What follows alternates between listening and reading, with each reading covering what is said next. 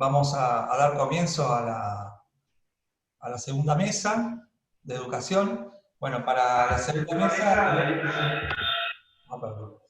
Esperamos, voy a presentar a Rogelio Ester, referente del área de tecnología del distrito de Pilar, de la región 11, y bueno, compañera nuestra. Así que te voy a pedir, Esther, que presente la segunda mesa educativa.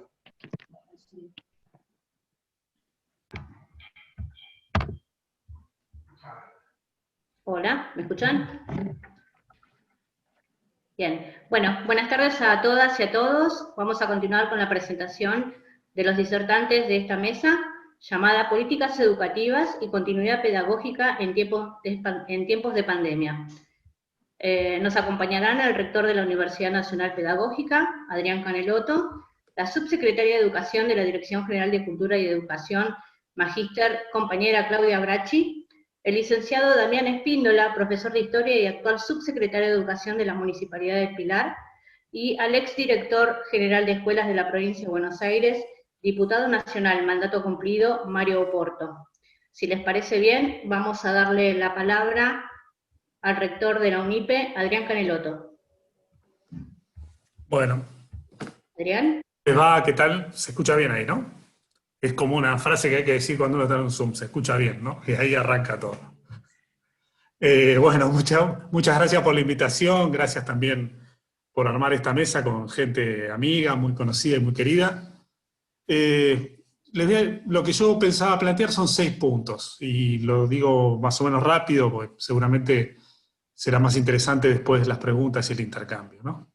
Lo primero tiene que ver con retomar la idea de que la pandemia, el COVID, tiene el carácter de un fenómeno complejo, ¿no? Que puede ser abordado social, política, económica, sanitaria, educativa, culturalmente, y la comprensión del fenómeno, tanto como la crisis que desencadena, requiere poner en práctica distintos abordajes para poder hacer comprensible entre docentes y de los docentes con los estudiantes la complejidad y las características de este fenómeno. Quiero decir que es un fenómeno que produce una crisis cuyo sentido está abierta y que desde la escuela podemos aportar a la comprensión y a la discusión del sentido tanto del fenómeno como de lo que abre esta crisis, ¿no?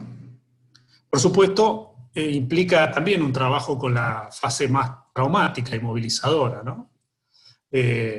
Pero ahí hay me parece que una primera cuestión a recoger, ¿no? Por supuesto que lo que el fenómeno y la crisis que ocasionan vayan a producir es difícil de anticipar.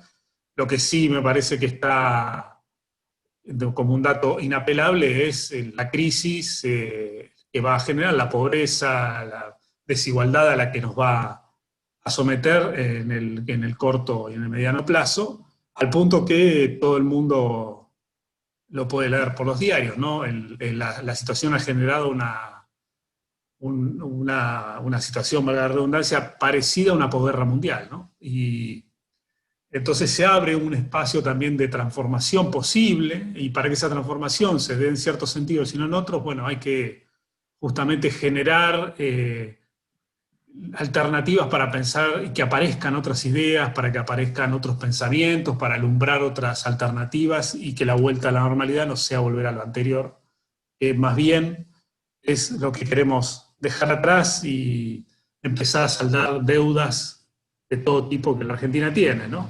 Incluso llegar a hacer planteos que tienen que ver con el modelo de desarrollo del país, etc. Quiero decir, entonces hay un primer elemento que tiene que ver con poner en común con docentes, con colegas y también con estudiantes el sentido de este fenómeno, ¿no? De la crisis que abre. Lo segundo es tener en cuenta que la pandemia puso sobre la mesa problemas y los potenció, ¿no? Problemas que ya existían, que eran estructurales, que eran previos, y ahí están las desigualdades sociales, territoriales, de acceso, de uso y conexión al mundo digital, del capital cultural con el que cuentan las familias para acompañar a los estudiantes, ¿no? Es decir, todo eso forma un combo que estaba asentado estructuralmente y que hoy se potencia, ¿no? Potencia la fragilidad de las trayectorias de muchos estudiantes, que se vieron expuestos, digamos, a los desafíos que ya son propios del sistema educativo, un sistema que se extendió, se expandió a lo largo de los años, que se democratizó, que extendió la obligatoriedad, pero que tiene problemas no resueltos y desafíos que arrastramos y que hoy se potenciaron, ¿no? A pesar de eso, el sistema educativo, las escuelas, respondieron con rapidez, lo decíamos hoy a la mañana, ¿no? El trabajo de los docentes hizo posible la continuidad pedagógica. Es un trabajo que ya se había vuelto más complejo por la diversidad del propio sistema, por los saberes a enseñar y para enseñar, y ahora le suma la complejidad de la no presencialidad, ¿no? Que las escuelas además funcionaron como nodos, lo decíamos también hoy, para repartir alimentos, para acceder a derechos sociales, para que muchos accedan a insumos de cuidado y seguridad, ¿no? Entonces, el segundo punto, me parece que hay que valorar la tarea hecha en este contexto, que eso es un punto de partida, que todavía no tuvimos tiempo, pero que ya habrá tiempo para poner en valor las experiencias que se fueron gestando en esta época. Hay que reconocer que de un día para otro, ¿no? 13 millones de estudiantes, 1 millón de maestros pasaron a una situación para la que no estaban preparados, y a pesar de eso se sobrellevó. Pero a pesar de las carencias, creo que ahí hay algo para revalorizar y para también poner en algún momento, pasar blanco sobre negro, lo positivo que podemos rescatar de las experiencias, de los modos en que los docentes fueron resolviendo, y las escuelas, la falta de escuela y también los problemas de enseñanza y de transmisión de conocimientos. Por supuesto, cuando uno habla con los docentes, hay distintas acciones que se llevaron adelante, ¿no? Se generaron materiales, se visitaron a las familias en los casos que pueda hacerse, sobre todo aquellas que tenían menos recursos en los parajes rurales. Se recurrieron a distintas tecnologías. El WhatsApp, sin duda, fue la tecnología más amplia por una cuestión raigal de la Argentina, que es la dificultad y la desigualdad en el acceso. La mayoría de los argentinos tienen celulares, eso hace que muy pocos tengan computadoras y que dispongan de otros recursos, ¿no? Pero bueno, las escuelas dieron paso como a 3 etapas, ¿no? Una etapa en la que parecía que la pandemia iba a durar poco y hubo una concentración más en las tareas de contención. Luego las tareas de contención siguieron, pero avanzamos en las estrategias de enseñanza y más pedagógicas, ya cuando era más claro que la pandemia se extendía, y luego la etapa en la que concluimos con la primera parte del año, ahora estamos iniciando la segunda, digamos, donde se sumaron otras cuestiones como los chicos que se caían del sistema, la necesidad de volver a pensar estrategias para recuperarlos. Apareció el tema de la evaluación, como la evaluación formativa, etcétera. Eso diré algo sobre el final.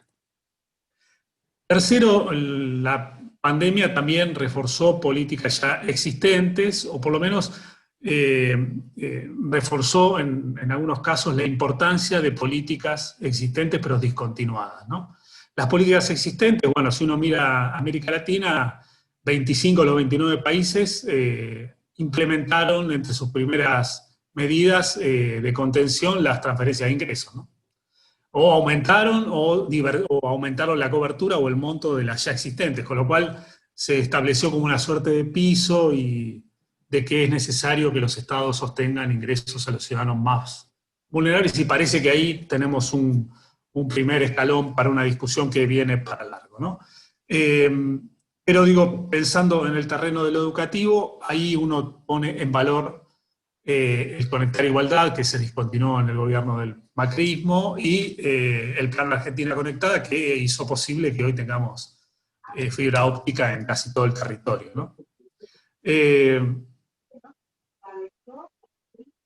El cuarto punto, diría yo, es que hizo posible también la pandemia cuestiones y problemas que antes no era tan evidente, pero que hoy lo son más y que ya forman parte de una agenda a tener presente.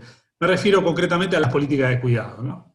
Por ejemplo, la pandemia puso en evidencia el rol de las políticas de cuidado, que es un trabajo que conlleva una productividad social, que está ligada centralmente a las mujeres, o sea que hay una desigualdad muy marcada en ese sentido en relación con el género, pero que además pueden integrarse desde la perspectiva del bienestar social, digamos, de los derechos de ciudadanía y de la búsqueda de una mayor igualdad. En el terreno educativo, yo diría que hay una nueva posibilidad para discutir el sentido de los fines de la educación, ¿no? Me parece que ahí la comprensión del carácter de construcción de lo común que tiene la escuela aparece con más fuerza, y ahí también es posible volver a discutir ciertas ideas como el valor de lo útil contra cualquier otro criterio que provenga de ideas como la verdad o la belleza. Me parece que ahí hay un espacio para disputar el sentido de la escuela que quizás nos permita pensar que las políticas educativas no son tecnologías sin ideas, sino que son siempre tecnologías que requieren ideas por detrás. Lo digo tecnologías entre comillas, porque sería para discutir qué significa eso, pero digo que no son solo instrumentos, sino que son instrumentos que requieren definiciones de sentido para que efectivamente hagan transformaciones profundas, ¿no? Por supuesto, este cuarto punto, lo que abre, digamos, a la discusión es, bueno, y que creo no solo a la discusión, sino al trabajo y al compromiso de todos, es de qué manera esos cambios en las agendas, en las preocupaciones sociales, se van a transformar en políticas de Estado, ¿no? Ahí hay claramente lo que hagamos va a contar para que eso ocurra o no. Quinto punto, y uno más y concluyo, nos permite, creo, la pandemia poder discutir y poner con cierta visibilidad problemas y cuestiones que hasta hoy no tuvieron suficiente discusión, pero que sí tienen consecuencias en el corto y en el mediano plazo. Por ejemplo, si es viable pasar a una escuela graduada, de una escuela graduada a otra organizada en torno a ciclos, qué implica eso, de qué manera podemos hacer que las disciplinas compartimentalizadas aprendan a dialogar entre sí, a definir áreas y problemas, pensando en la escuela secundaria, si seremos capaces de poner en discusión las modalidades evaluativas, calificatorias o clasificatorias, y vamos a incorporar evaluaciones formativas, qué sería esto, de qué manera lo llevaríamos adelante, cómo vamos a redistribuir los contenidos en más de un ciclo, o si vamos a pensar en ciclos y cómo los contenidos se proponen hacia adentro. Bueno, creo que se hizo más evidente, además, algunas cuestiones son esenciales y al mismo tiempo difíciles, como el trabajo colectivo, cuánto de trabajo colectivo requiere la escuela, que la docencia entonces es un trabajo, una tarea de conjunto que es institucional y el peso que tiene la institución y la escuela, bueno, la importancia de conformar acuerdos para poder acompañar, para estar presentes, para sostener, para motivar, para construir conocimiento. Nos obligó también a complejizar la mirada pedagógica, ¿no? A estar atentos a las dificultades de los alumnos, porque ahora es más difícil poner en evidencia al no estar en el mano a mano. Y además se construyeron una serie de prácticas y de materiales que a futuro pueden complejizarse y además son un buen reservorio, ¿no?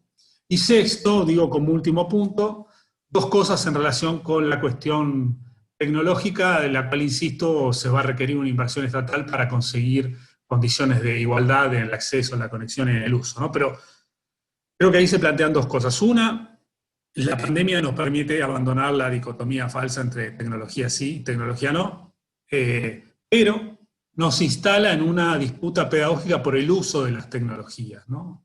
Creo que ahí los docentes tenemos mucho para decir.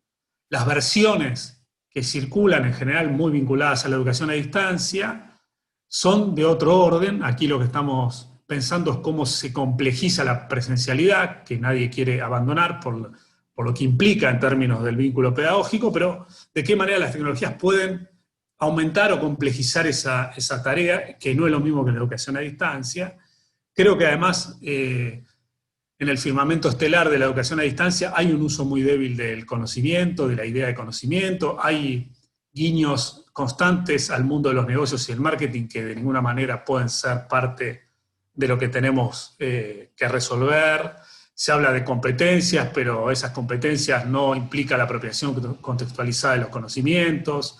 Se resumen en protocolos estándar o recetas que se le entrega a todo el mundo para que resuelvan cualquier situación a cualquier costo, hablan de conocimiento puro y no remiten a ningún conocimiento que esté anclado en trayectorias disciplinares, bueno, hablan de los docentes como facilitadores, etc. Creo que hay un enorme camino para recorrer ahí en términos de que efectivamente cuáles son las posibilidades y las limitaciones que las tecnologías pueden aportar en términos pedagógicos.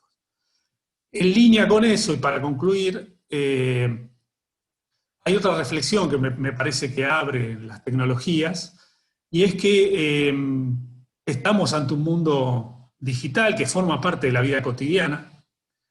Nuestra vida, nuestro mundo, es, por decirlo así, es un mundo tecnoeconómico. Es un mundo hecho, por ejemplo, de enormes volúmenes de datos, ¿no? Manejado por un conjunto de corporaciones.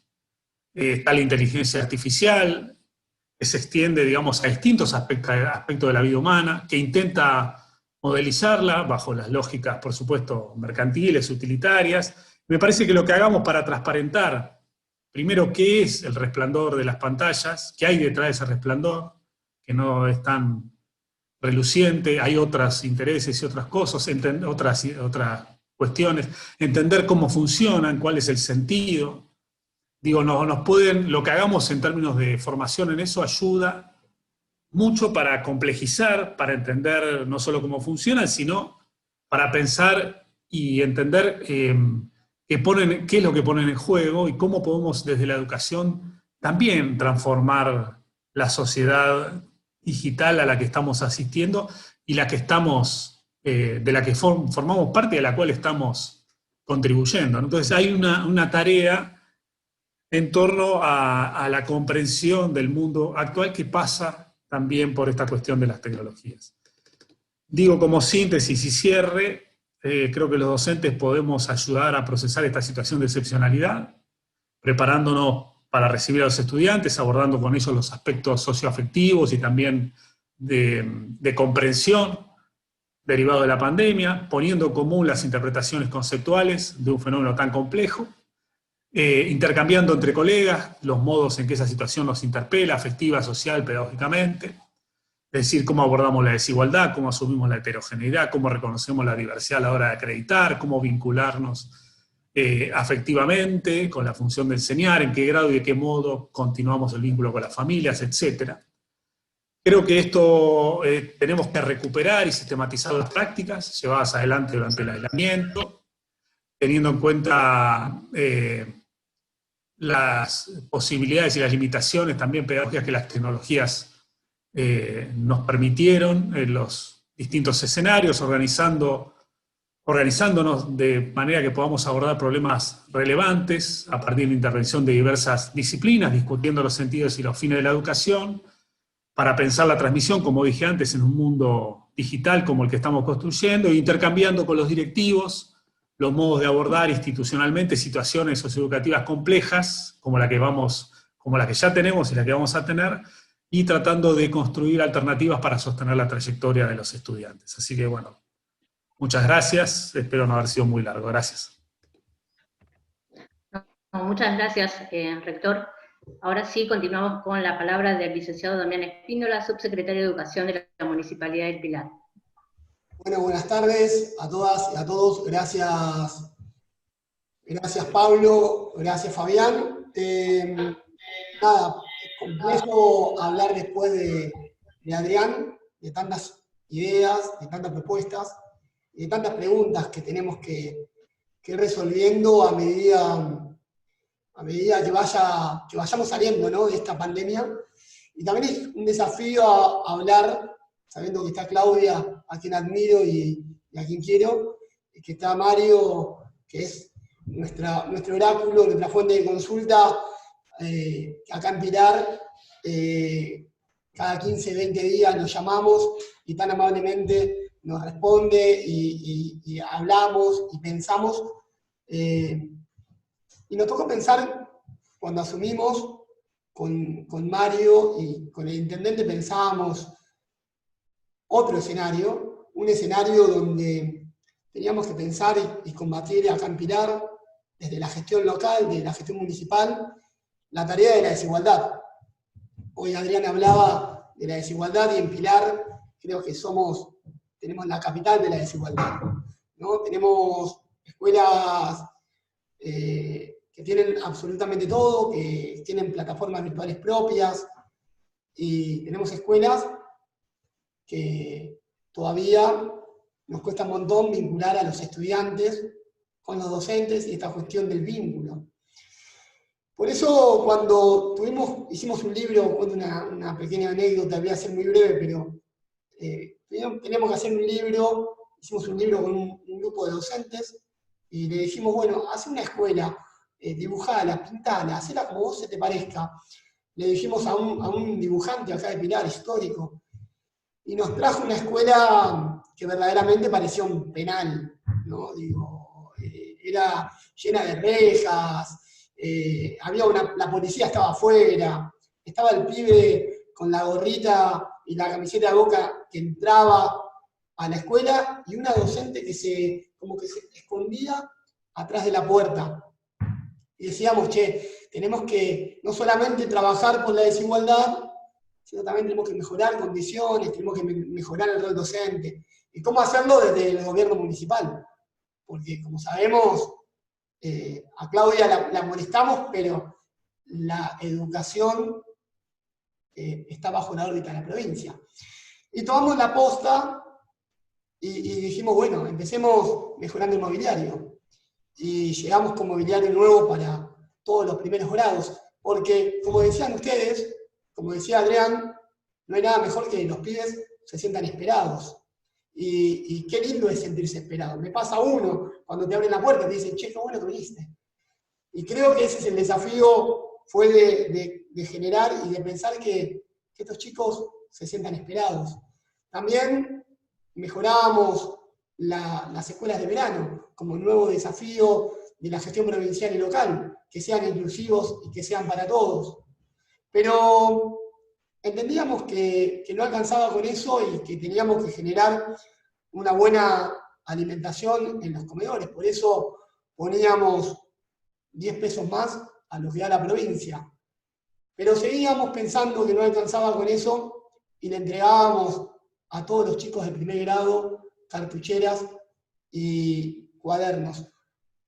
Pero obviamente después vino la pandemia y fue cambiando nuestro eje. Porque en Pilar tenemos escuelas municipales que son centros de formación profesional y apuntábamos obviamente a un crecimiento de la Argentina donde se necesitaban oficios. Entonces decíamos, está perfecto tener a la señora que hace tejido a crochet, pero necesitamos tener soldadores, necesitamos tener técnicos industriales, necesitamos tener, que es lo que en Argentina, que Alberto nos propone.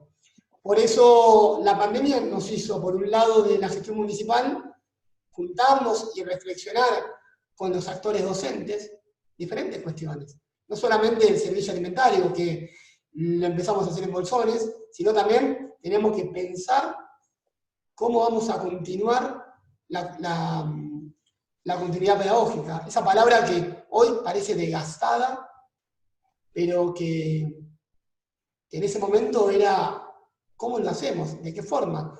Y la desigualdad hacía que esa brecha sea grande. Y por un momento empezamos a ver esta cuestión no desde lejos, sino queríamos verla desde cerca. Por eso nos pusimos con la Dirección de Política Socioeducativa de la Municipalidad a llegar a las casas de todos los estudiantes que no venían a la entrega de bolsones y que no teníamos forma de comunicarnos. Acá en Pilar tenemos parajes todavía, aunque ustedes no lo crean, y había que llegar a esas casas. Había que llegar de diferentes formas, por eso también con inspectores empezamos con programas de radio y empezábamos a pensar una nueva alternativa para la continuidad pedagógica. Nos encontramos con diferentes realidades. Y también me detengo en esta cuestión del docente de pantuflas que dice Dussel, ¿no?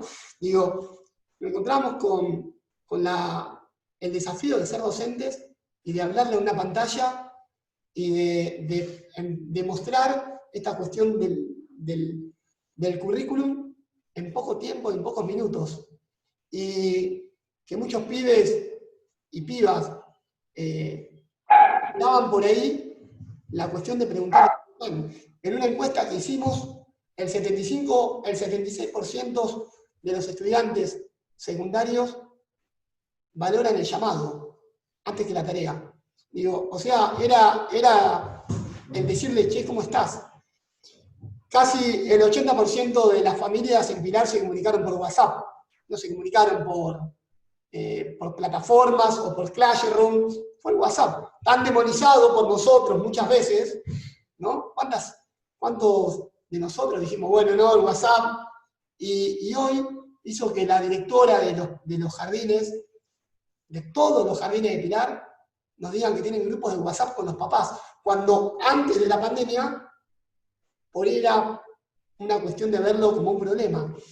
Por eso nos encontramos con estudiantes con fondos de ladrillo huecos, ¿no? Y también era un desafío eso, porque ¿cuántos de nosotros, cuando hacemos un Zoom, vemos qué tenemos atrás? A ver si todavía ven algo.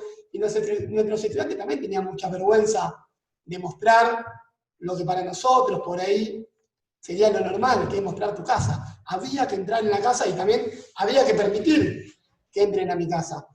Por eso la hospitalidad fue una característica, esa hospitalidad que dice Derrida, de recibir al otro con todo, digo, y con lo que no tiene también. Por eso, desde la gestión local y municipal, creo que resignificamos el rol de la escuela. Y vuelvo a repetirlo, no solamente en la entrega del bolsón, sino también identificar las familias con COVID. ¿Cuántas familias con COVID nos dimos cuenta gracias al labor docente? Y eso no está en el currículum, sí podemos decir que está en el currículum oculto, pero no podemos decirlo, y en el amor de la profesión lo pudimos llevar adelante. Pero siempre pensábamos en la justicia curricular, y gracias, Claudia, te quiero agradecer porque nunca nos faltó los cuadernillos de continuidad pedagógica. Pero desde el municipio empezamos a pensar el acompañamiento tecnológico a través de diferentes cuestiones y de diferentes enlaces que puedan las familias poder ser partícipes y poder tener acceso a esa brecha digital. Pero no me quedo en esto y creo que hay algunas reflexiones, porque el acompañamiento de las familias, Mario siempre me habla de 3 cosas. Me dice, la reflexión entre docentes, acompañar a las familias, entusiasmar a los estudiantes. Esas son las 3 cosas que siempre que hablamos con Mario me las recalca. Damián, pensá en esto. Y yo le digo, che Mario, estamos con el SAE y llegamos a universalizar el SAE, que las escuelas que no tienen comedores reciben los bolsones de alimentos, para que los docentes no tengan que elegir vos sí, vos no. Es a todos en Pilar. Pero nos costó y nos cuesta, ahí la contadora me mira siempre y me dice, Damián, se agarra la cabeza, pero nosotros somos peronistas, tenemos que llegar a todos. Y en esta cuestión, creo que pensar la pospandemia nos lleva a un desafío. Ayer hablaba con el intendente y le digo, Fede, es educación y trabajo. Hay otra. Tenemos que avanzar en educación y trabajo, por eso empezamos con cursos cortos que te sirvan para que le sirvan a los vecinos de Pilar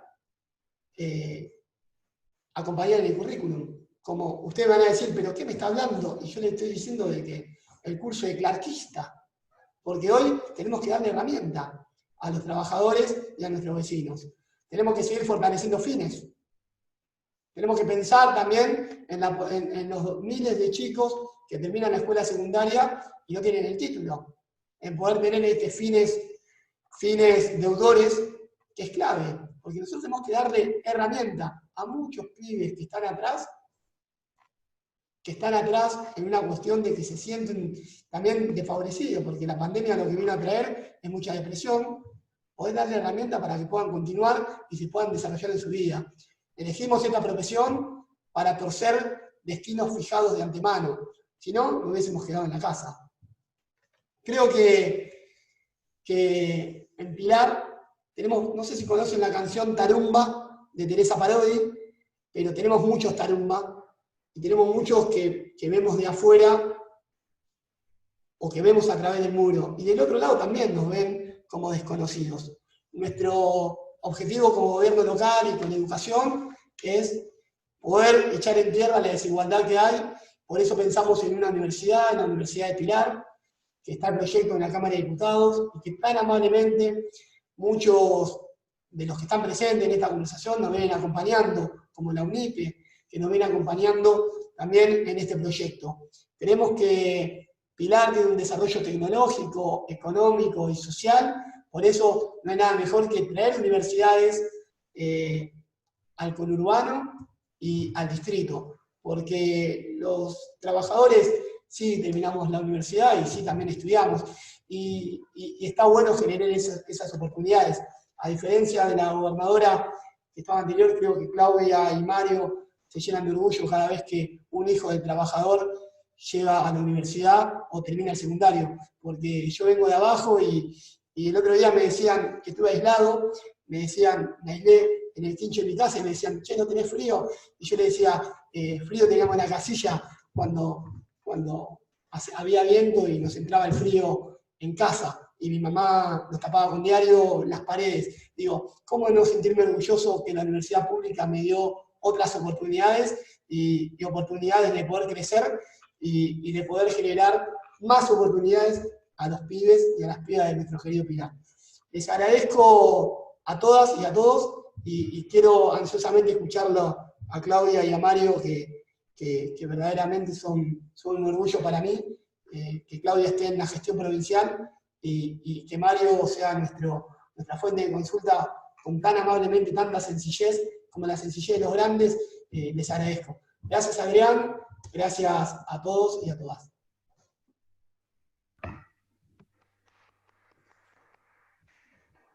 Muchas gracias, compañero Damián Espíndola. Siempre es un placer trabajar con vos, con tu grupo de trabajo, así que estamos muy orgullosos de que seas nuestro subsecretario de Educación de la Municipalidad de Pilar.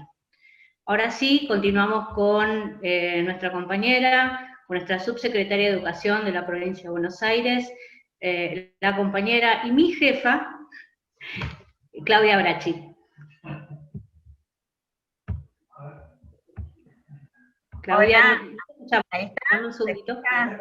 ¿Ahí se escucha? Bueno, hola a todos y a todas. Buenas tardes. En primer lugar, agradecer a Pablo, a Fabián, a Laura, por la invitación a formar parte, a Esther por la presentación. Recién me quedaba escuchando a Damián y a partir de su explicación y sus definiciones, pero también a través de su biografía, su historia de vida, contándonos esas cosas que nos muestra tal cual somos, ¿no? Uno dice, somos lo que hacemos, lo que decimos, lo que pensamos. La verdad es que este congreso no se hace en cualquier día, ni en cualquier mes. Creo que septiembre es un mes cargado de sentido, el día del maestro, del auxiliar, de los directores, las directoras, inspectores, inspectoras, el día de los derechos de los estudiantes secundarios, como lo que vivimos ayer. La verdad que hoy día del profesor y de la profesora, ¿no? La verdad que me parece interesante un congreso donde en la vertiginosidad que una tiene en todos los días, hacernos un espacio para encontrarnos, para pensar juntos, para poder plantear algunas reflexiones, y además con Adrián, con Mario, que me une afecto, historia, trayectoria, y con Damián, que venimos trabajando juntos. La verdad es que a mí me gustaría compartir algunas definiciones y algunas reflexiones. En primer lugar, el nombre del panel es Política Educativa y Continuidad Pedagógica en Tiempos de Pandemia. Y a mí me gustaría partir de definir, en primer lugar, no solo centrarnos en la pandemia, sino en el proyecto político, porque es desde el proyecto político que uno toma decisiones sobre la pandemia. Si no, haríamos una reducción de los análisis. Principalmente porque cuando comienza la suspensión de clases y un tiempo antes, por lo menos para nosotros, para la política pública, la directora general, la licenciada Agustina Vila, nosotros veíamos lo que iba sucediendo en otros países y nos planteó dos ejes de trabajo iniciales. El primero de ellos es cómo trabajábamos en articulación con el Ministerio de Desarrollo de la Comunidad para garantizar lo que se denominó los módulos de alimentos para los chicos y las chicas que asistían a nuestros comedores escolares, triplicando el presupuesto, generando otras condiciones, poniendo política de cuidado, como decía hoy Adrián, en cada una de las acciones que íbamos desarrollando, pensando en ese 1.700.000 chicos y chicas, ellos y sus familias. Y por el otro lado, cómo íbamos a generar condiciones para esta continuidad pedagógica que se transformó en la política del sistema educativo, pero para la provincia de Buenos Aires, la continuidad pedagógica tiene historia, y no solamente que tiene historia, sino que forma parte del Reglamento General de Instituciones Educativas, que algunos docentes planificaban, quizás los que viven en zonas rurales, que por cuestiones climáticas o cuestiones de camino no podían llegar a la escuela, así que planificaban esa continuidad pedagógica. Las situaciones excepcionales que esa continuidad pedagógica se hizo para el conjunto del sistema. Pensemos que esa suspensión de clases se da a 2 semanas que haya empezado inicial y primaria y tan solo una semana secundaria, y para los y las estudiantes del nivel superior todavía no habían empezado ni las clases. En este tiempo de marzo es cuando uno empieza a establecer ese vínculo, a conocer a sus estudiantes, sus familias, a establecer reglas de trabajo. Y la verdad que ahora, pasando ya varios meses, y uno mira para atrás, y hay mucho saber construido. Lo decía Adrián, lo retomó Damián, el sistema educativo dio respuesta, y dio respuesta muy rápido, tratando de poner a disposición de los y las estudiantes las tareas, al principio a lo mejor muchas por día. Hubo también que organizarnos a nivel central, a nivel de cada una de las instituciones. Y en ese sentido, cuando empezamos a trabajar la continuidad pedagógica, nos planteamos, y ahí los equipos de la Dirección de Tecnología Educativa empezaron a desarrollar la plataforma que se llamó Continuemos Estudiando, que se llama, y que ahí los equipos de las direcciones de nivel y modalidad ponían a disposición de los y las docentes materiales, propuestas pedagógicas para el trabajo con sus estudiantes. Ahora, cuando uno mira y conoce el sistema educativo de la provincia, sabíamos que muchos estudiantes iban a poder acceder a esas propuestas pedagógicas en el marco de la plataforma, pero muchos otros no. Por eso rápidamente todos esos materiales que se fueron desarrollando se transformaron en cuadernillos que se entregaban en el mismo momento que se entregaban a los módulos de alimentos. Por eso digo que es desde el proyecto político y desde el lugar que ese proyecto político pone al Estado que se toman las decisiones, en este caso por una situación tan excepcional que atraviesa todos los países y que además nos generó no solamente que preguntas, sino grandes desarrollos en todas las áreas, específicamente con una definición que tuvo el presidente y que también tuvo nuestro gobernador, que es poner en valor la vida, que es cuidar ni más ni menos que la vida. Y es así como el quédate en casa tenía que ver con cuidarnos uno y cuidar al otro. Y ahí otra vez, como a lo largo de su historia, la docencia bonaerense, el orgullo de la docencia bonaerense, volvió a dar respuesta a sus estudiantes y a sus familias.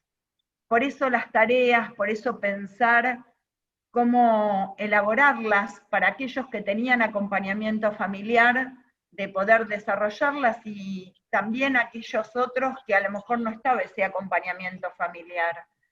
Por eso digo que el desafío que se dio de todos y de todas, de la política pública, del colectivo docente, de los inspectores, de los consejos escolares, de los auxiliares, de los profesores, de las profesoras, fue enorme.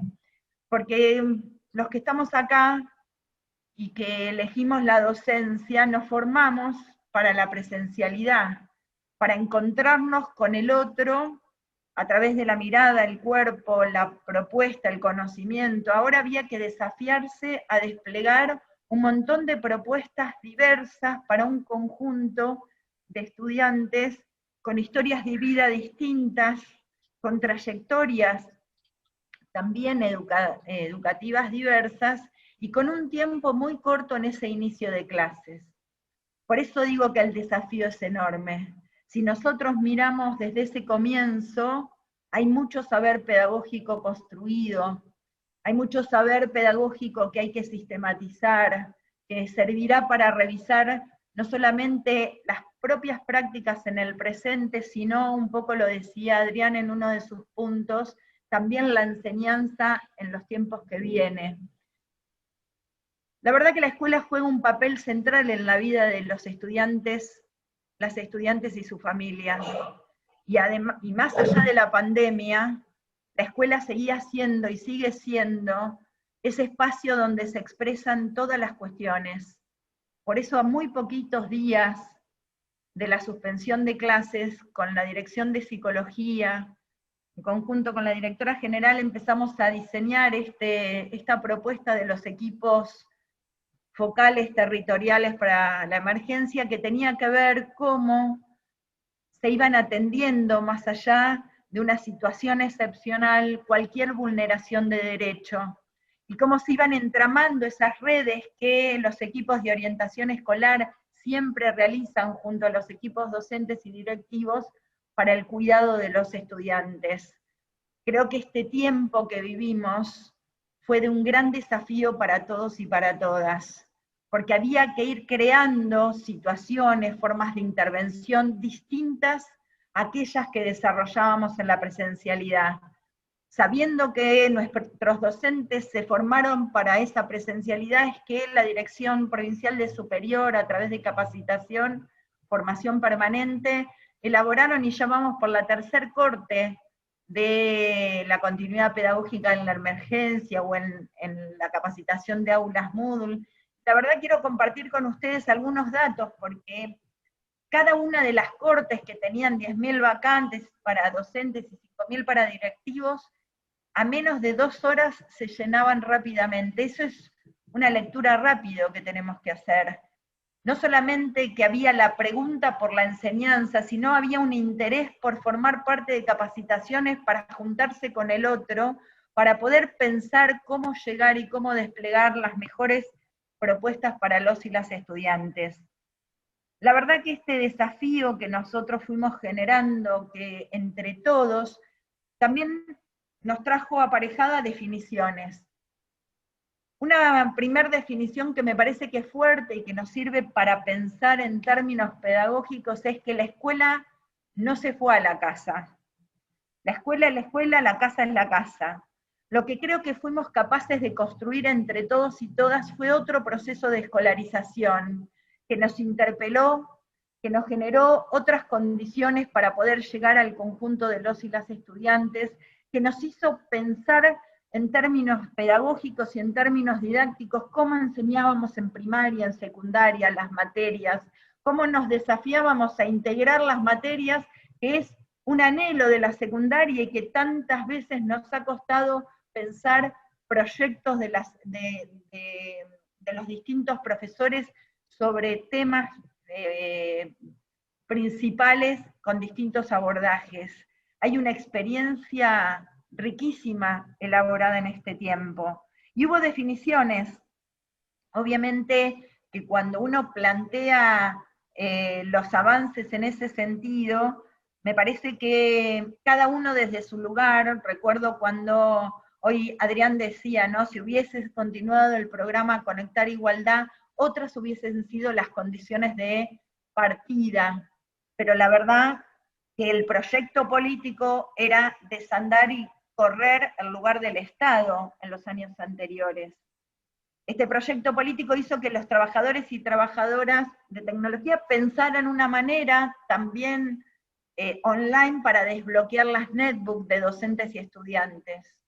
Y en ese primer tiempo del mes de abril empezamos a trabajar fuertemente en lo que se presentó el otro día la ministra y el gobernador, que son las aulas del Bicentenario, que es poner a disposición de los docentes y las docentes también plataformas en el marco de ir caminando hacia de un lenguaje abierto, en el marco de ir caminando hacia una soberanía también tecnológica. La verdad que a mí me parece que estos tiempos nos generaron preguntas. La pandemia nos puso en un lugar donde nos desafió a generar propuestas en términos institucionales, en términos pedagógicos, en términos didácticos, y nos hizo tomar decisiones que en algunos casos incomodaban a este sentido común, cuando en el mes de mayo elaboramos un documento que se llamó Enseñanza y Evaluación, donde ahí también hubo una definición fuerte. Se evalúa lo que se enseña. Y en este momento, estábamos en el mes de mayo, y ahora les digo algunas cosas de este tiempo, decíamos con claridad que no podemos calificar con un número cuando tenemos tanta desigualdad. No podemos calificar con 5, con 7 o con 8 aquel estudiante que no tiene condiciones o no tiene el equipamiento o no tiene el teléfono o la computadora o la conectividad para acceder de manera sincrónica con sus docentes. Sí teníamos una idea clave, y es la que compartimos con cada uno de los equipos directivos y docentes, es que los docentes teníamos que desplegar como dé lugar ese vínculo pedagógico entre cada docente con su grupo de estudiantes. Cómo mantenemos esa vinculación, porque no queremos que se nos caiga a nadie. Queremos a todos en el sistema, más allá de las condiciones materiales de cada uno. El desafío era enorme para quienes somos docentes, porque teníamos que generar otras instancias en ese sentido.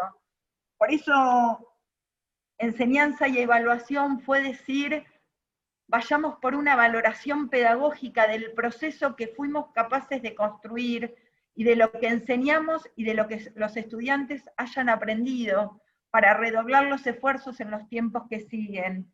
Ahí también empezamos a pensar, a medida que esto se iba alargando, de que teníamos que pensar el año 2020 con el año 2021, tomando las discusiones que el Consejo Federal de Educación había desarrollado en ese periodo y que ahora, hace pocas semanas, se acordaron 4 acuerdos federales donde establece la organización institucional, donde establecen los lineamientos para las jurisdicciones sobre la evaluación, donde establece un currículum prioritario, que un currículum no es armar otro diseño curricular, sino poder establecer cuáles son los saberes socialmente valorados que los y las estudiantes tienen que aprender este año y cómo los trabajamos con el año que viene.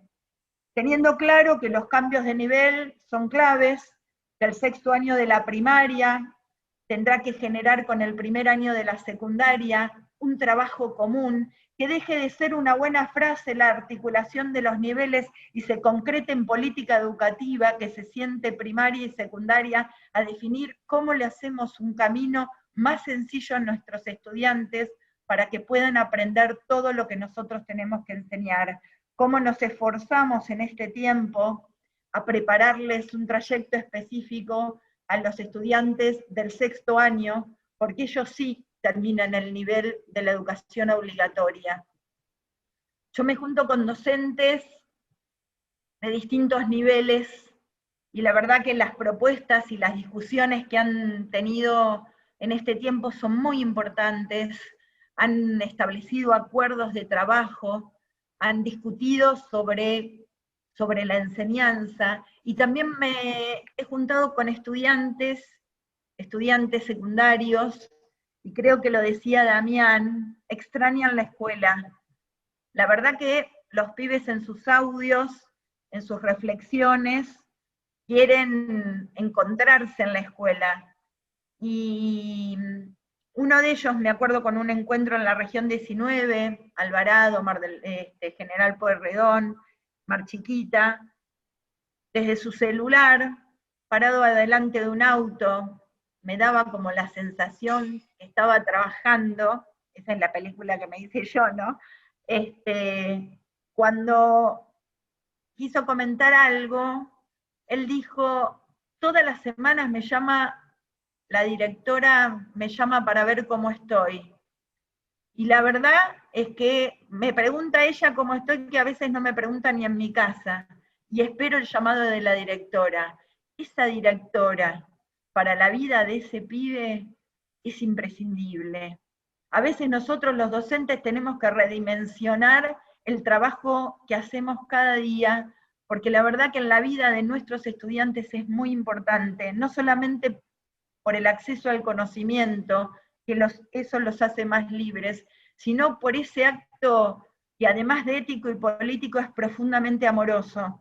El acto educativo es ético, es político y es amoroso, porque el que se queda pensando cómo llegar al conjunto es porque quiere al otro, porque quiere que le vaya mejor, porque quiere que aprenda, porque quiere que se sienta, que no tome atajos. Por eso la escuela, en el marco de la pandemia, dijo presente cada día. Algunos más, algunos menos, algunos los hicieron mejor, otros utilizando la tecnología, otros el WhatsApp, otros llevando los cuadernillos en conjunto a las casas, otros ayudándoles a los padres para que acompañen a sus hijos, otros trabajando también con los padres para que no les hagan los deberes y para que sean las maestras los que les digan en qué fue bien, o en qué se equivocaron. La verdad que este tiempo ha sido un tiempo de un gran trabajo. Vengo diciendo en el último tiempo, quizás por lo que uno va viendo en la sociedad y en aquellos que no cuidan y no cuidan a los otros, que si hay algo que tenemos claro, que los médicos, los enfermeros, las mucamas, todos aquellos que están en los centros de salud, están en la primera línea de batalla, en una batalla dura que hace que cada día mueran cerca de 200, 300 personas. Eso nos tiene que movilizar profundamente. Eso nos tiene que tomar conciencia de cómo tenemos que cuidar y seguir trabajando para seguir cuidándonos. Ahora, en esa situación tan particular, la escuela dijo presente cada día. Y aquellos que dicen que nadie aprendió nada, es porque no conocen a nuestros docentes, no conocen las tareas que se realizan, no conocen a nuestros estudiantes. ¿Nos falta? Por supuesto que sí. Algunos han aprendido menos que en otro tiempo, seguramente, pero nosotros sabemos que redoblando los esfuerzos, que pensando de manera colectiva en estos espacios de intercambio y generando las mejores políticas desde un Estado presente, generaremos las mejores condiciones para que nuestros pibes, más allá de las cuestiones de calificación, promoción y demás, en este tiempo hayan aprendido muchas otras cosas. Por eso la escuela, esa escuela pública que nosotros defendemos, que ustedes defienden cada día, no solamente dijo presente, sino está escribiendo una historia que dentro de 20 años, cuando veamos qué pasó en el 2020, va a poner también al sistema educativo nacional y de la provincia de Buenos Aires en las mejores páginas de la historia argentina y bonaerense. Por eso en este día de hoy, Día de los Profesores y las Profesoras, desde nuestra parte, la ministra, nuestra, de todo el equipo, el reconocimiento a nuestros compañeros y compañeras, profesores y profesoras, y que sigamos redoblando en los esfuerzos, porque de esta manera es la mejor manera en que vamos a salir, no solamente todos juntos, sino habiendo enseñado qué es lo que sabemos hacer, y que nuestros pibes y pibas aprendiendo qué es el derecho que tienen. Muchas gracias.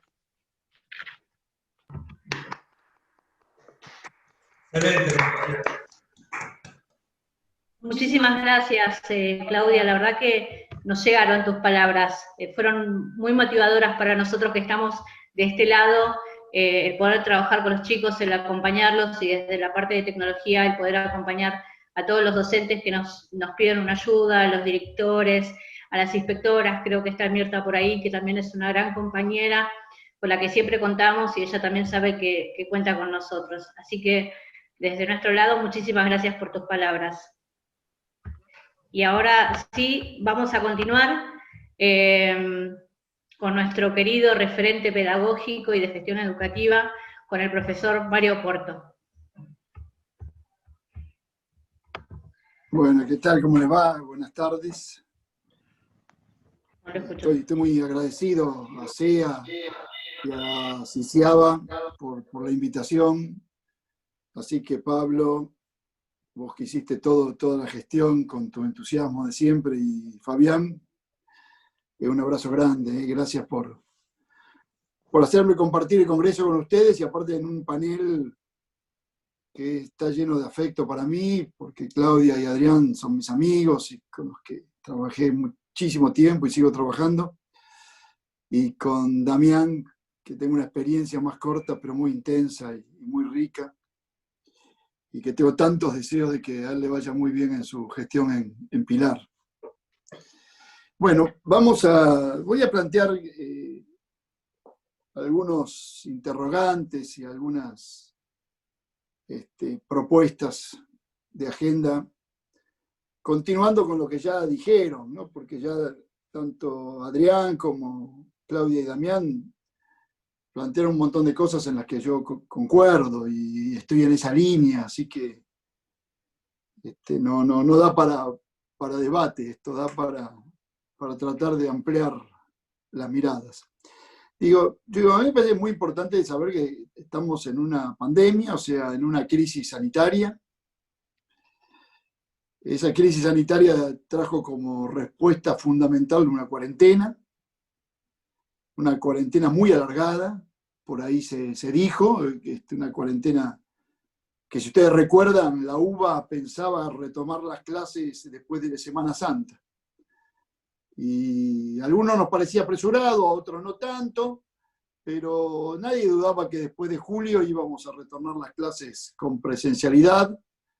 Se notaba sin duda que teníamos una mirada muy optimista, casi ingenua, y muy ansiosa frente a la pandemia. Y esta pandemia se ha prolongado hasta hoy, mediados de septiembre, con lo que sabemos que clases presenciales en el 2020 no va a haber. Entonces, a mí me parece que lo primero que hay que hacer es tener claro que estamos en una crisis sanitaria que tiene como herramienta una cuarentena que genera crisis económica, y la crisis económica profundiza la crisis social. Panorama muy complejo, por momentos, si uno mira, dramático, inesperado, y además de eso, crisis sobre crisis, porque nuestra economía y sus consecuencias sociales eran muy serias, y uno en febrero, diciembre, tenía una agenda para ir reconstruyendo esta sociedad, que cruzada por la pandemia ha hecho que cada uno de los indicadores que nos alarmaban se empeoraran. Así que yo digo, me parece que hay que ser realista frente a esto. También sé que hay que gobernar, y gobernar es tomar decisiones y marcar rumbos. En el caso particular de la educación que vamos a hablar hoy, y saber que nos vamos a enfrentar con ansiedades, con hipercríticas, con quienes creen que los problemas muy complejos se solucionan sencillamente, y a los que creen que no va a haber costos, y va a haber costos, va a haber daños, y vamos a perder objetivos en el camino, como estamos perdiendo contenidos, y por lo tanto va a haber que reparar esos daños y tratar de reconstruir. Y me parece que ese realismo nos va a dar cierto optimismo, si no vamos a caer en una ingenuidad que es o negar, ¿no? Negar, no pasa nada, o creer que, bueno, una vez que podamos volver a la escuela, todo va a recomponerse, ¿no? Vamos a tener que ser muy realistas, en el sentido que saber que hay alumnos que no se conectaron. Por ahí, yo no sé si la cifra que tengo es actualizada y es buena, pero leí por ahí 1 millón a nivel nacional.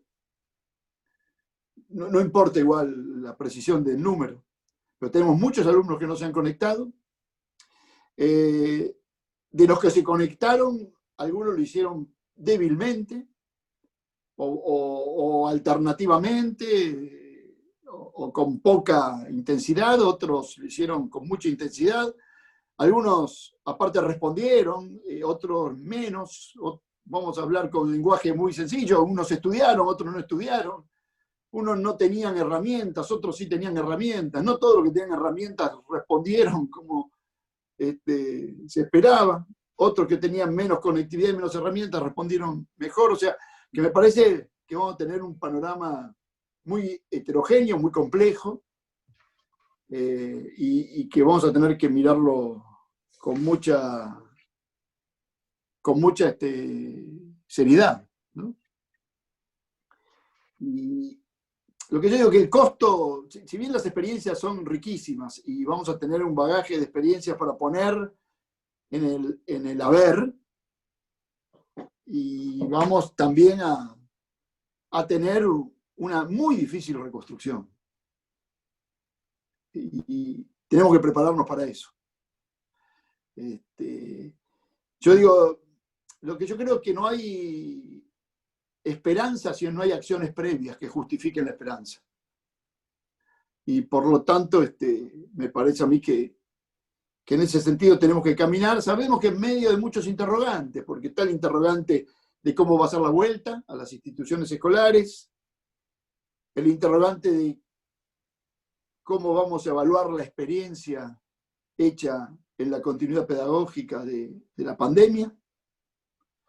Yo creo que fue muy acertado el gobierno nacional y provincial en elegir la continuidad alimentaria y, como planteaba Claudia, y pedagógica como prioritarias. Por lo tanto, vamos a tener que ver qué experiencia nos dejan estos meses largos de aislamiento este año, cómo van a retornar los docentes y cómo estarán las instituciones cuando volvamos a la escuela, cómo vamos a evaluar toda la situación, ¿no?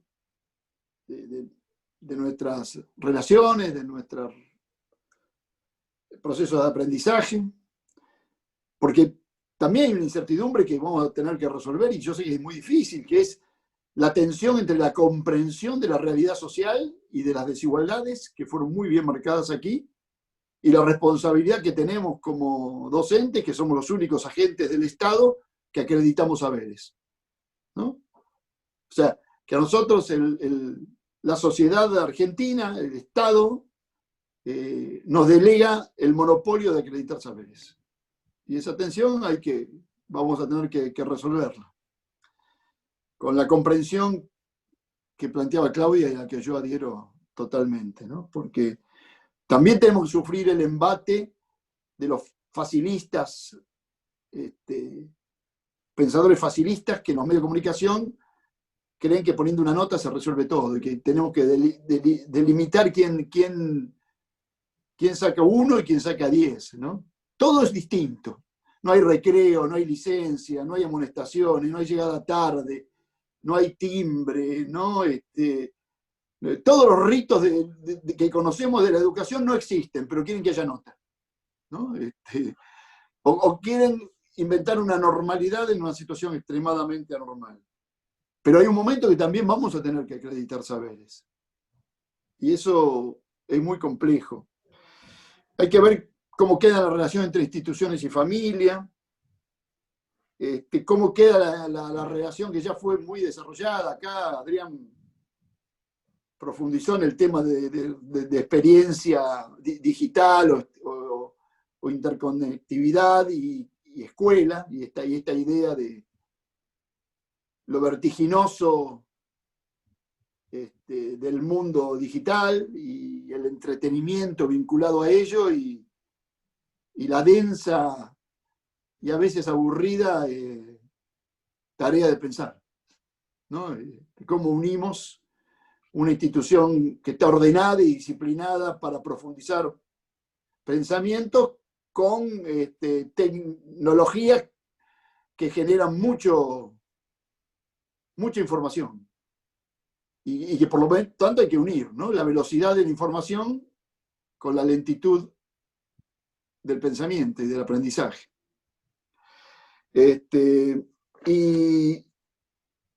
Y ver el futuro, ¿no? Me parece que eso es el futuro, me parece que verlo es clave. Hay dos conceptos muy populares que hoy se repiten más que nunca. Una es que la crisis es una oportunidad. Y la otra es que hay que dividir lo urgente de lo importante, ¿no? Eso es tan usado que lo voy a refutar. Pero digo, en primer lugar, la crisis no siempre es una oportunidad. Por lo tanto, no hay que tener el optimismo de creer que porque hay crisis vamos a tener la oportunidad de salir de la crisis triunfantes. No, la crisis se puede profundizar. Si no hacemos nada, si no tomamos decisiones hoy para el futuro, la crisis puede ser una oportunidad perdida, usando el mismo concepto. Yo lo que digo es que la crisis no asegura el éxito. Y por lo tanto hay que hacer acciones para que la crisis se pueda salir con éxito y pueda ser reparado el daño. Y por otro lado, yo hoy no dividiría lo urgente de lo importante porque me parece que lo único urgente hoy es lo importante. Y por lo tanto, hay que hacer cosas importantes.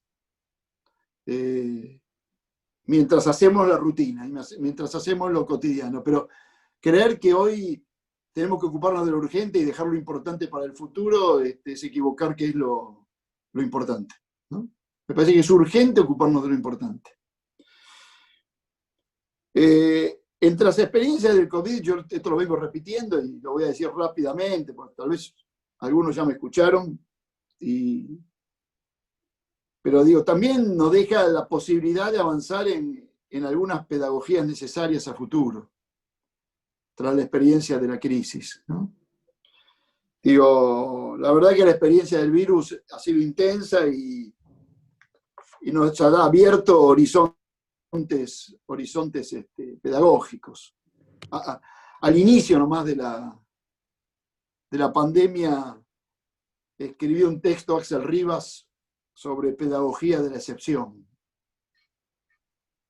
Que la verdad que sigue una tradición que desde muchos pensadores, pero fundamentalmente de una tradición que estableció Paulo Freire al plantear distintas pedagogías que estaban vinculados a los oprimidos o a la esperanza, ¿no?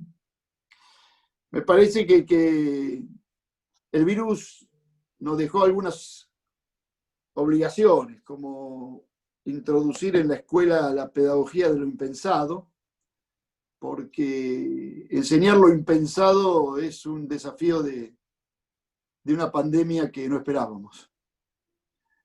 Pero que de repente rompió cierta idea conservadora de que había una sola alternativa de vida. Un día la humanidad estuvo encerrada y conectada a la vez, como primera experiencia en su larga historia, y nos mostró que había muchas maneras de vivir, o que se podía vivir de muchas maneras, con lo que significa que uno puede pensar que debe haber muchas maneras de producir, muchas maneras de distribuir la riqueza, muchas maneras de organizar la familia, muchas maneras de organizar la sociedad y muchas maneras de relacionarnos o de decidir opciones de vida. Por lo tanto, trabajar sobre lo impensado es abrirle al estudiante un pensamiento más incompleto, ¿no? Un pensamiento que pueda generar alternativas y no creer que todo lo que ocurre es lo que solo puede ocurrir y resignarnos o naturalizar cuestiones. También el virus lo que demostró fue la fragilidad de la humanidad y una catástrofe muy vinculada a lo ecológico y a lo ambiental. Y hoy que estamos trabajando aquí fundamentalmente desde el conurbano, saber que explotó la megalópolis, ¿no? Que nosotros vivimos en una de las pocas megalópolis del mundo, unas 50, serán aquellas que superan los 15 millones de habitantes, y que esas maneras que teníamos de vivir, de destruir la naturaleza, de destruir el ambiente, contaminándolo, el sistema, la fauna, la flora, el modo de vivir en la rutina, los transportes, la manera que viajábamos. Por decir alguna de ellas cosas, tienen que poner en debate ese modo de vivir. Me parece que poner en debate en la escuela desde una pedagogía del vivir bien es clave. El tema del medio ambiente y lo ecológico había avanzado mucho en las últimas décadas en la cultura juvenil y en los conocimientos, pero me parece que hoy se hace más importante que nunca. La relación entre salud y destrucción del medio ambiente ha quedado totalmente claro en medio de esta pandemia. Después la pandemia también mostró a una sociedad contemporánea muy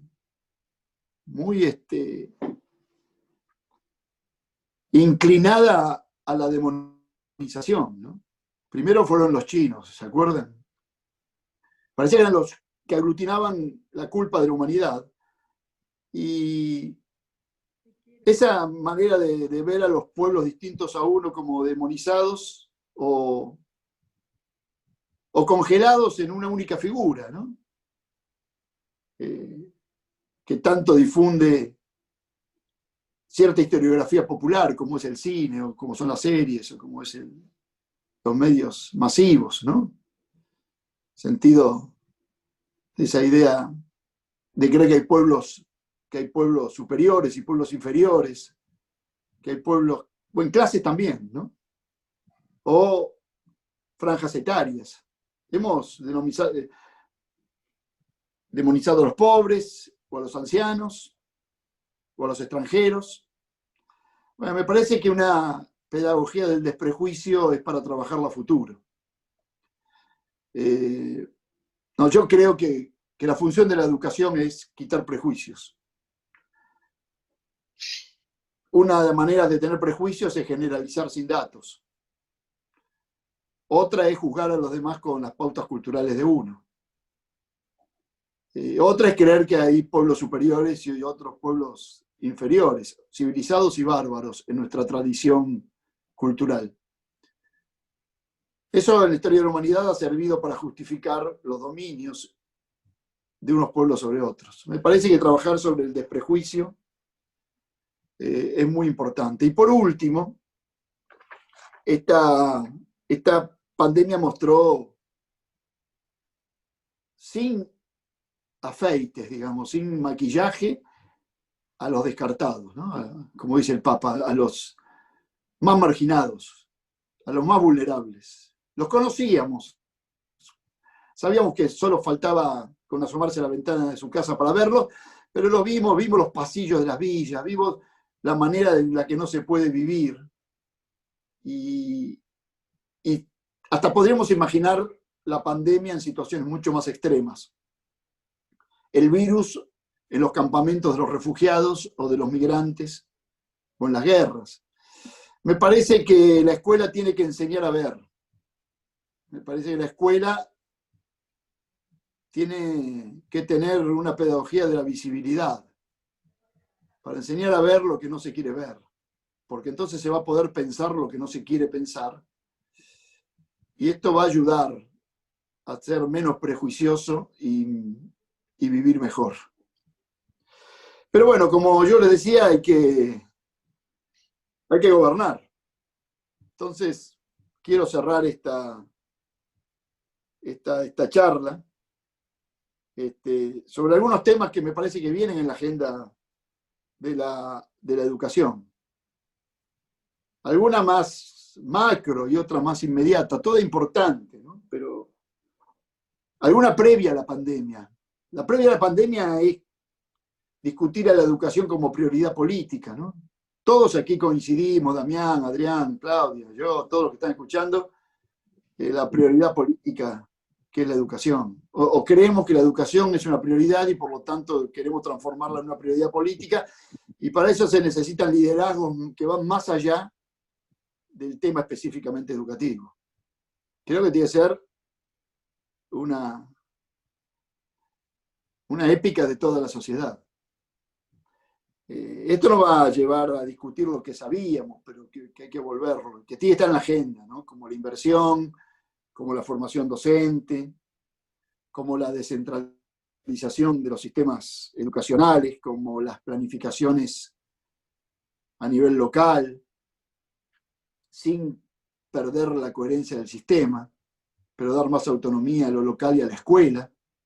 Una escuela que tiene mucha autonomía pedagógica y nula autonomía político-administrativa y de recursos. Mirar el ingreso, pero también el egreso de nuestros alumnos, no conformarnos con una escolaridad importante en los indicadores de ingreso y empezar a mirar resultados, mirar egresos también. Para nosotros, los educadores, incluir es enseñar, y por lo tanto, incluir es cómo egresan nuestros egresados que egresan y quienes quedan en el camino, ¿no? Y algo que dijo Damián, que yo lo quiero reafirmar, porque aparte lo estamos trabajando mucho en un amplio espacio en el que también está Adrián, con la CGT, con la OEI, con las universidades, con la CONEAU y con ministros de provincias, que lo urgente, volvemos a lo urgente, lo importante, lo urgente es el hambre. Y el plan del hambre no solo es urgente, sino que tiene que ser exitoso, y su mayor éxito es que desaparezca, ¿no? El día que no tengamos más plan de hambre, porque no es necesario, tuvo éxito el plan del hambre. Entonces es urgente, pero lo importante es plantearnos cómo vamos a capacitar a los jóvenes y a los trabajadores argentinos. Porque de esta crisis se sale con producción y con trabajo. Se sale con producción, y la producción va a implicar nuevas habilidades, si queremos ser competitivos. Apostar a la formación profesional jerarquizada, visibilizada y puesta en un eje de importancia en el diálogo social, me parece que eso es importante. Y como es importante, me parece que es urgente, que no hay que dejarlo para después. Y después está la coyuntura, y aquí sí quiero cerrar, ir cerrando, pero digo, nosotros tenemos como una agenda de la coyuntura del COVID que implica para mí 3 etapas. Casi que se superponen, pero que son 3 cuestiones que las tenemos que dividir para entenderlas, para comprenderlas y tomar decisiones, aunque después ¿Mandar la foto? estén entremezcladas. Yo digo, la primera es cómo cerramos el 2020. Claudia ya lo planteó y fue muy clara y sustanciosa en lo que dijo, pero yo quiero agregarle que esta es una cuestión de política, de alta política. Por lo tanto, los documentos técnicos sustanciosos, importantísimos, el del Consejo Federal es un inmenso documento, lo tenemos que traducir en un plan político. Y claro, y el plan político después lo tenemos que traducir en un discurso comunicacional del cual nadie dude. No, nuestro pueblo tiene que saber cómo va a ser el fin del ciclo 2020 de sus hijos. Si van a ser calificados o no van a ser calificados. Si no van a ser calificados, si van a ser evaluados de otra manera. Si lo que hicieron este año va a servir para lo que ocurra el año que viene. O no, si va a ser promediado o no promediado, o va a formar parte de alguna evaluación, una evaluación más cualitativa, pero dicha con claridad y con los lenguajes a veces limitados de la jerga educativa que el pueblo en general entiende. Y por el otro lado, explicar bien esto del ciclo 2021 para evitar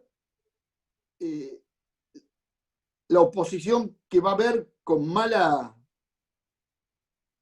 predisposición y simplificando y diciendo, bueno, no repite nadie, total, aquí el que trabaja y el que no trabaja es lo mismo. Y eso va a generar entre los padres el que va a decir, mi hijo se esforzó y estudió todo el año y al final de cuentas está en la misma situación que el que no hizo nada. Tenemos que aclararlo eso. Y poner alternativas incluso. Tal vez hay alternativas de trabajos integrales para ser presentados en marzo durante el verano a aquellos que tuvieron más dificultades. Porque cuando después lo tengamos a todos adentro vamos a tener que dividir, porque yo estoy de acuerdo con Claudia, tienen que estar todos en la escuela. Y ahí vamos a tener que dividir las situaciones de cada uno con un inmenso esfuerzo pedagógico. Por lo tanto, vamos a tener que tener muy buena información, muy buenos indicadores y verlos a nivel local y a nivel local hasta fraccionado por zonas. Por lo tanto, me parece clarísimo para mí, ¿no? Digo, explicar cómo va a ser el cierre 2020. Tenemos que aliviar dudas e incertidumbres. Y Claudia lo dijo también que hay que difundirlo, ¿no? La diferencia que hay entre el chico que termina un ciclo, ¿no? Que está en el 6º grado y pasa primero, de aquel que está en el intermedio. Y eso también para los terciarios. O sea, me parece que tenemos que hacer un cierre 2020. Aunque comprendamos que el ciclo es 2021, pero la idea de anualización de la educación está muy arraigada para que la desatendamos en la explicación. En segundo lugar, ¿cómo va a ser el inicio 2021? Capaz que no hay vacuna hasta mayo, hasta junio. Capaz que tenemos un inicio del 21 parecido a este 2020. Bueno, hay que evaluarlo, esa alternativa. Tenemos que pensar cómo va a ser el inicio del 2021, del 21. Y después, bueno, pensar desde ya lo que estamos pensando y lo que el gobierno yo sé que está trabajando mucho, que es el retorno a clase.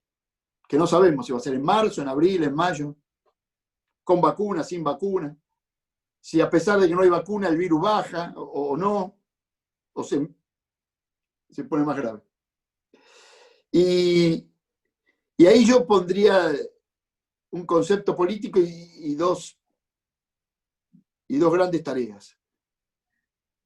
El concepto político que lo que viene es una el regreso a la escuela presencial, que va a tener que resolver temas que ya planteó Adrián, así que no quiero repetirlo, pero me parecen extraordinarios. Lo que planteó Adrián sobre, vamos a tener que discutir el sentido de la escuela, si vamos a tener grados, ciclos, disciplinas, interdisciplinas, áreas, contenidos. La escuela secundaria va a tener que ser muy diferente. Porque aparte la escuela secundaria del conurbano es la que más va a tardar en poder organizarse, por su masividad, en muchos casos su hacinamiento, ¿no? Y también estamos frente a un gremio, vamos a tener que discutir cargos docentes, o el cargo docente vinculado a la virtualidad va a ser el mismo que el cargo docente del siglo XIX, solo vinculado a las horas que uno está dentro de un aula. Y aparte las escuelas van a necesitar mantenimiento de las redes, y ese cargo no está pensado. Me parece que ojalá seamos audaces de discutir POFA, discutir estatuto del docente, sin discutir licencias, pero sí ayornar el instituto del docente a la modernidad, ayornarlo a los acuerdos paritarios que no están todavía en el estatuto del docente, que son revolucionarios para los docentes, y discutir reglamento de escuelas. Y por el otro lado, me parece que esto implica una épica política que necesita del Estado y necesita de la comunidad. Y esta relación Estado-comunidad, que se sintetiza a nivel local, va a ser clave para lograr las dos cosas básicas del regreso a la escuela, que son las buenas condiciones de la infraestructura. Esto hay que empezarlo a hacerlo hoy, ayer. Capaz que se está haciendo, ojo, no digo que no, cuando yo digo algo no creo que no se esté haciendo, pero lo hemos charlado mucho esto con Damián, mucho, porque hay escuelas que hace 8 meses que están cerradas, va a haber vandalismo, robos, más problemas anteriores que vienen desde que yo era ministro, y yo no solucioné. Así que, digo, ahí hay mucho para decir, bueno, estamos en condiciones, más lo que pide la pandemia, que aunque haya vacuna, vamos a vivir sensibilizados con el peligro del virus y del contagio. Y por otro lado, la otra épica es todos en la escuela. Ahora, para todos en la escuela vamos a tener que movilizar a nivel local, en el caso de la provincia de Buenos Aires, los 135 distritos, a toda la comunidad. Tiene que ser un proyecto nacional, un proyecto provincial, un proyecto de la comunidad, de que ningún chico esté sin regresar a la escuela. Y para eso necesitamos del Estado provincial, municipal, pero también de las iglesias, de las sociedades de fomento, de los sindicatos, de los empresarios, o de las organizaciones de los movimientos sociales, de todos los que trabajando en los barrios pueden garantizarnos una buena información. Me parece que no va a ser momento para censos, va a ser momento para grandes movilizaciones comunitarias, conducidas por el Estado. Me parece que si logramos esas dos épicas, vamos a poder ir reconstruyendo y reparando los daños que sin ninguna duda vamos a tener, y saber que en poco tiempo tal vez no solo reparemos, sino que tengamos, por las experiencias que han planteado Claudia y Damián y Adrián, una escuela mejor. Una escuela mejor. Que va a ser igual y distinta a sí misma, ¿no? Que en el futuro no hay solo restauración del pasado, eso es lo que hay que tener claro, sino también incorporación de nuevas experiencias a una institución extraordinaria e irreemplazable como es la escuela.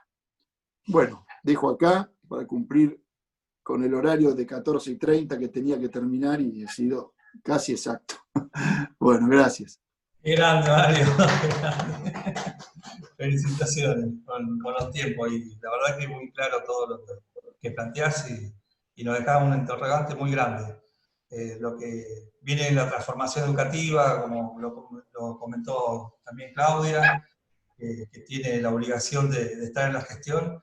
Y bueno, y aprovechando que está Claudia, me gustaría, sabe que está Marta Francesena y Mirta Galván, que son inspectoras de la actual gestión, así que invito a Marta y a Mirta que la saluden, su subsecretaria de Educación. A Hola, ¿qué ver, tal? Buenas tardes. ¿Se escucha? sí. ¿Se escucha? Sí. Brevemente le pido, por favor, para no excedernos los tiempos. Solamente, ya que me dio la oportunidad Pablo y me dio la oportunidad Damián, mandarle un beso y un abrazo enorme a Claudia, a quien admiro profundamente, a Mario, a Adrián, y un saludo a mi compañera Mirta, con quien compartimos gestión. Nada más, breve fui, ¿viste? ¿Qué tal? Nuevamente acá. Me fui un ratito porque también tenemos otras actividades con Zoom dentro del distrito.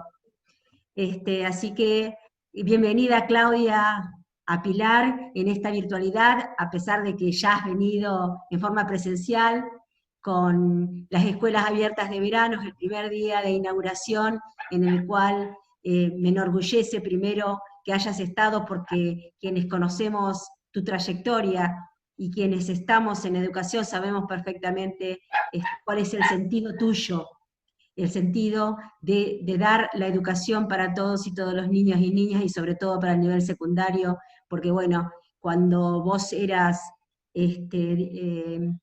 nuestra inspectora, nosotros éramos unos cachorritos que recién empezábamos en la SB, en esa SB tan querida, que nos dio paso a una escuela secundaria obligatoria con una ley, la 26.206, que nos enorgullece.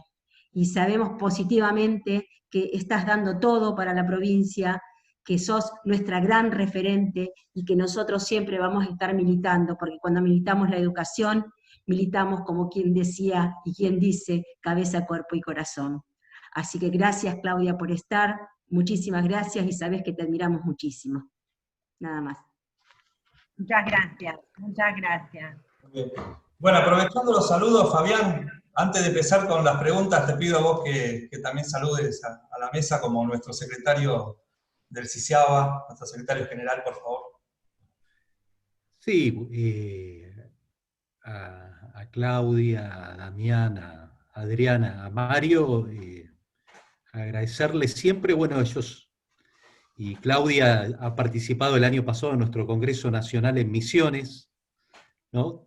En ese momento vino como profesora por parte de la UNIPE, estaba trabajando junto con Adrián, y bueno, y hoy afortunadamente está en la Subsecretaría de Educación.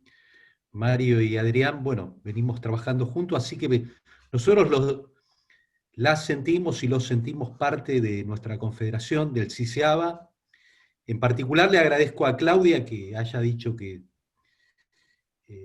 nos trae el saludo de la directora general y de la Dirección General de Cultura y Educación, porque no lo digo solo por la provincia de Buenos Aires, sino porque algo que nos gusta, que trabajamos con Adrián, con el ministro Trota y con el presidente de la Nación, por qué no decirlo, en esta idea del federalismo donde todos nos sintamos iguales e incluidos, ¿no? Y que venga alguien y nos reconozca. Es decir, por más que sepamos lo que somos, todos necesitamos, como bien dijiste, Claudia, ese acto amoroso donde nos reconozcamos en un encuentro y nos digamos, ustedes también están, existen, y bueno, estar algún día, ser parte de todas las conversaciones en todos los planos, ¿no? Digo que esta Argentina, como lo dice todos los días el presidente de la Nación, es desigual, y cuando mucho trabajamos en las calles porque esta pandemia nos agarró con lo que nos dejó el gobierno anterior, ¿no? Y que por suerte este gobierno que privilegió la vida. Lo dije hoy a la mañana, no quiero aburrir, pero lo hago a modo de síntesis. Pero bueno, también en todo eso a mí voy a decir algo que digo muchas veces, siempre me gustó, hoy lo dijo la diputada Soledad Alonso, y lo dice y lo dijo el presidente de la campaña, hay que volver para ser mejores. Y realmente eso tiene que ser para cada una y cada uno, así como un mensaje de intentar ser mejores todos los días, entre todas y todos. Así que bueno, el agradecimiento, esta es la casa, CICEABA, SEA, porque es un lugar de los docentes, de la educación desde hace mucho tiempo.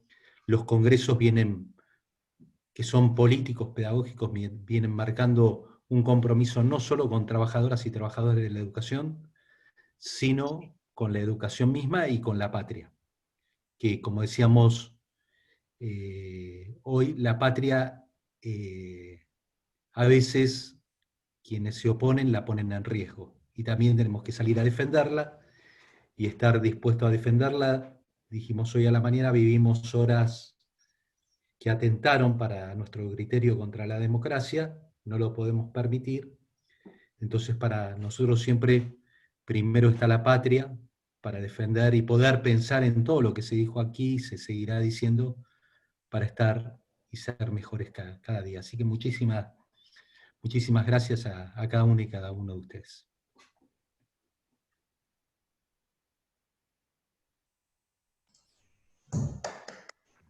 Compañero, perfecto. Bueno, compañera Esther, ¿tiene algunas preguntas para la mesa? Sí, tenemos dos preguntas, ambas son para Claudia. Sandra Mieres consulta sobre la aplicación efectiva de la ley 26.150 en las escuelas en tiempos de pandemia. Y por otro lado, el profesor Javier Burgos consulta sobre si se está teniendo en cuenta para el próximo año la cantidad de alumnos que están llegando a las escuelas públicas del sector privado, de las escuelas privadas. La primera te la escuché, la segunda me hacía eco, no llegué a escucharte. ¿Cómo? Y la primera te la escuché, la segunda hacía eco y no te escuchaba. La segunda pregunta es sobre si se está teniendo en cuenta o si se está trabajando sobre la cantidad de alumnos que van a pasar de las escuelas privadas a las escuelas públicas, con referencia a la cantidad de matrícula por escuela. Bueno, en términos de la ley que me hacían la pregunta, por ahí compartir con ustedes dos cuestiones. En primer lugar,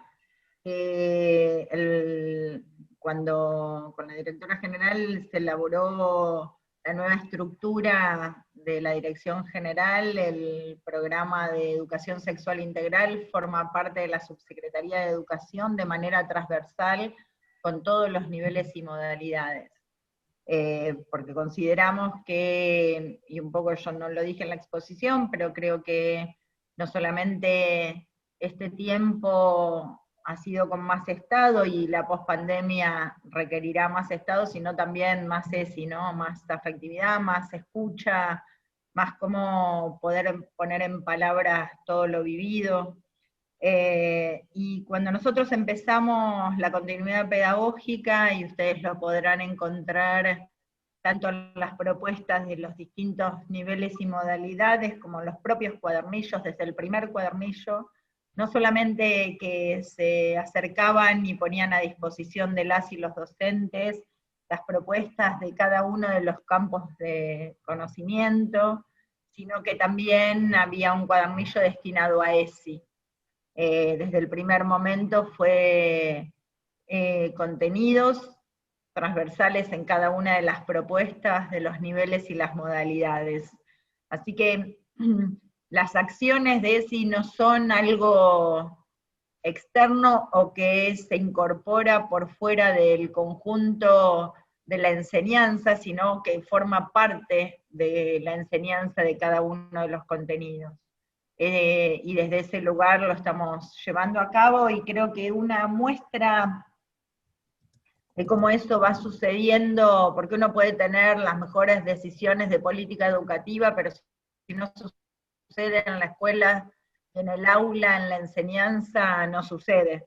Y la verdad que la semana de la ESI, que hace un par de semanas desarrollaron todas las escuelas, y que nosotros tomamos la decisión de cómo poder mostrar y poner a disposición del colectivo docente, de los estudiantes, las estudiantes, fue una semana muy intensa de muchísimos trabajos de las escuelas, de los equipos docentes, de los propios estudiantes, y todavía hay mucho camino a ir por recorrer, y las estudiantes, si hay algo que quieren llevar adelante en sus escuelas es que la ESI suceda, y me parece que es un paso que se está dando desde el principio de la gestión. Y en cuanto al tema de educación privada, la verdad que voy a vincularlo con algo que dijo Mario también. Uno va teniendo análisis minuciosos de los datos que tienen que ver con las trayectorias de los y las estudiantes en un sistema público único de ambas gestiones. La verdad, si hay algo que como decisión política esta gestión tuvo, de hecho, acá está Marta, y una de las ejes centrales fue definir las duplas de inspectores jefes regionales y distritales como parte de un todo amplio, diverso, complejo, y donde se generan las condiciones para el conjunto del sistema. Obviamente que esta situación excepcional va a traer consigo distintas situaciones vinculadas a esas trayectorias, y desde ese lugar nosotros no solamente fuimos trabajando junto al gobierno nacional en el marco de la educación privada y los ATP para que se pudieran implementar, sino tratando de ver cómo poder acompañar no solamente a las escuelas de gestión estatal y privada, sino también ver las situaciones específicas de los estudiantes que ante esta situación particular se incorporan en escuelas estatales. Nosotros vamos siguiendo cada una de las situaciones, tratando de generar también condiciones para las escuelas privadas y sus trayectorias, y de sus trayectorias hablo en términos de instituciones, y cómo poder generar las condiciones para que puedan transitar este tiempo que también es complejo en ese sentido.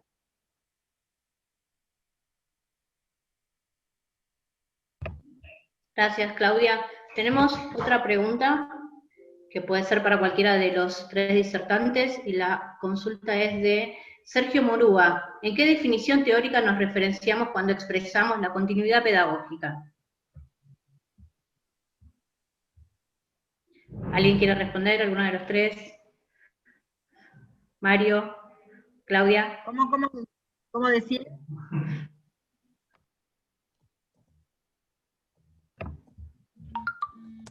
Mario. No sé, ¿quieren responder? No tengo problema. No escucho, Claudia. No, yo creo que preferiría que respondas vos, Claudia, en tanto si se pide una decisión de gobierno. Yo no estuve en esa decisión. Igual anticipo mi idea. Esperen que no escucho. ¿Cómo?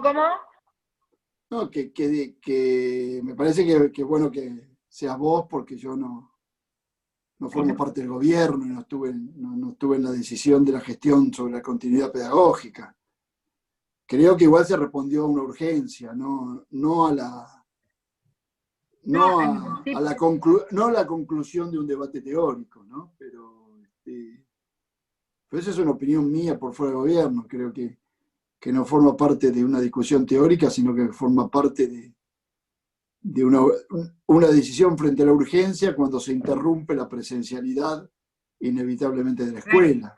Pero hay documentos, hay trabajos que yo he leído que hicieron ustedes, Claudia, me parece muy interesante que lo plantees. No, a ver, se me corta un poco, pero en función de lo que dice Mario, cuando empecé a señalar cuáles habían sido las decisiones, y además toda decisión política se enmarca no solamente en el proyecto político, sino en una concepción sobre la educación, la continuidad pedagógica, digamos, para la provincia de Buenos Aires tiene experiencias previas, que es la respuesta ante una necesidad y ante una urgencia y ante una situación particular de mantener ese vínculo pedagógico con los y las estudiantes. La situación excepcional generó también una respuesta excepcional, y es que el conjunto del sistema empezar a desarrollar estas propuestas de continuidad pedagógica.